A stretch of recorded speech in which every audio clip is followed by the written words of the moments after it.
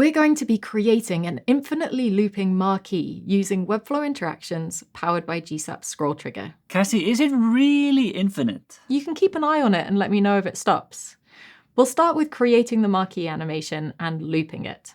And then we'll show how you can use trigger actions to control the animation state as it scrolls in and out of view.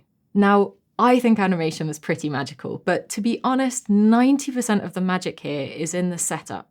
Here we have a marquee track with duplicate marquee content elements inside. These marquee content elements are lined up in a row with flexbox, and then the marquee element has overflow hidden to hide the content that's overflowing. As we animate the marquee content to the left, we need the visible area to stay filled at all times, and a single content group can't do that. Once it moves across and off the screen, there's a big blank gap before it loops back. With two groups, by the time the first group's moved off screen, the second one's filled the view, and we can snap the animation back to the start position without anyone noticing. That does sound like magic. It does, doesn't it? Right, let's set this up with Webflow interactions. With the marquee selected, we'll open the interactions panel and create a new scroll trigger. Let's rename this interaction to text marquee. If we open the trigger settings, you can see that the marquee is the trigger element. And if we move down here, you'll see that there are two options, scrub on scroll and trigger actions. Scrubbed interactions are tied to the scroll progress. So scrolling down advances the animation and scrolling back up reverses it. Triggered scroll interactions fire off when you cross a threshold. So when a trigger element passes a start point, the animation will play through on its own. We'll come back to these settings to demystify them in a bit, but for now, let's just choose trigger actions. The default settings are all we need, so let's close this and set up our action. We're going to choose an animate action and rename this to move marquee content. Let's set up the action target, and we want to target both of our marquee content elements by using their shared class. You'll notice that the filter's set to within the trigger element, so we're only targeting the elements within the trigger, which is our marquee. We just need the moveX property here, so we'll remove all of these others.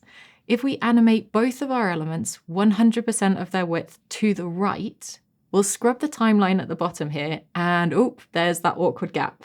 But if we animate 100% of their width to the left, so minus 100% here, our duplicate element that we've lined up moves in here to fill the space. Now if we scrub the timeline playhead, we can see that we get a seamless animation. Because the start and the end of the animation are identical, we can just repeat this and we'll get a seamless loop. So in our action settings, we'll set the repeat to infinite. If we press play now, this will seamlessly loop. It's a little fast, so let's set the duration to 5 seconds and we'll click play to preview it. So we're almost there now, but notice how it's kind of speeding up and then slowing down before every repeat.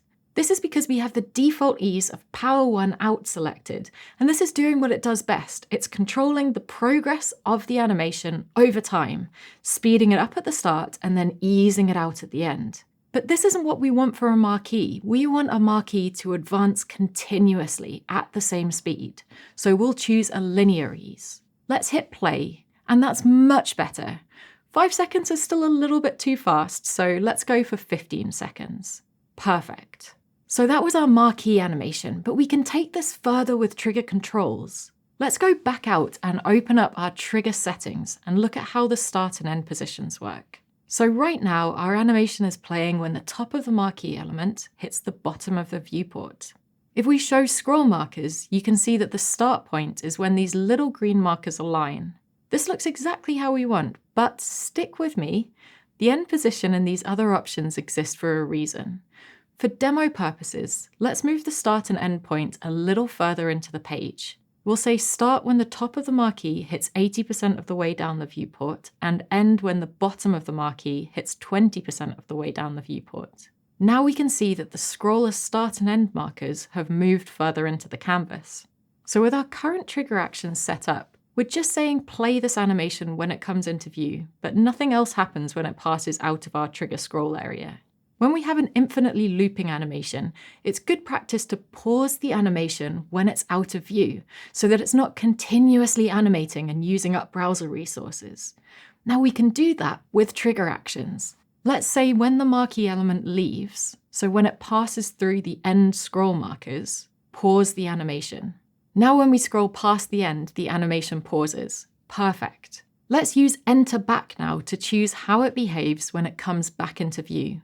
We can choose Reverse here to play the animation in reverse. So now it's animating to the right instead of to the left.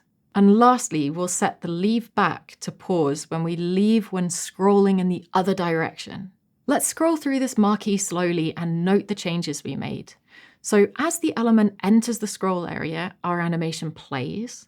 When it leaves, the animation pauses. When the element enters back again from the top, it will play in reverse. And finally, when it leaves back out of the bottom, it will pause again.